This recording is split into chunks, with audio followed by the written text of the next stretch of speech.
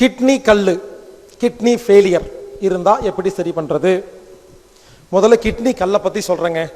Kidney கல்லை ஒரே நாளில் கரைப்பது எப்படி? Super idea. ஒரு நாள் தான் டைம். ஸ்கேன் பண்ணி பாருங்க, இல்லாம போயிடும்.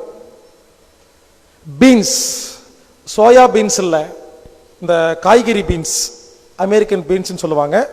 அந்த பீன்ஸ் 1/2 கிலோ வாங்கிட்டு வரணும்.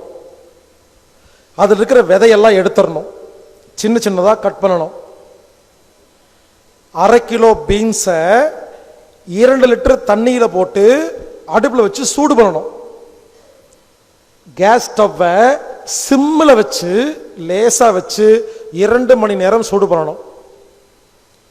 சூடு பண்ணி முடிச்சோடனே அதை எடுத்து மிக்சியில் போட்டு கூழ் மாதிரி அரைச்சிடணும். அதை ஆறின உடனே அத்தனையும் எடுத்து குடிச்சிடணும். அத்தனையும் முடிஞ்சா குடிங்க. சில பேர் பாதி குடிக்க முடியும், பரவாயில்ல, எவ்வளவு குடிக்க முடியுமோ குடிங்க.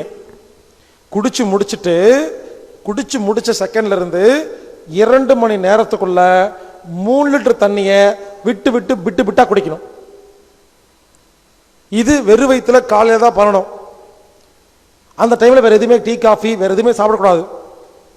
3 மணி நேரத்துக்கு அப்புறமா ஒரு வேளை பசி எடுத்தா நீங்க வழக்கம் போல சாப்பிட்டுக்கலாம்.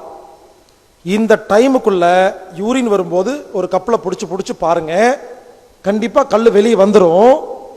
ஒரு சில நேரத்தில் சில பேர்த்துக்கு வந்துடுது, சில பேர்த்துக்கு வலி எடுக்கும். அந்த கல் வெளியே வருது இல்லைங்களா, யூரின் ட்ராக்ல லேசா வலிக்கும். சில பேர்த்துக்கு கொஞ்சம் கீறி விட்டு அங்கே புண்ணெல்லாம் கூட பண்ணிடும். பயப்படாதீங்க.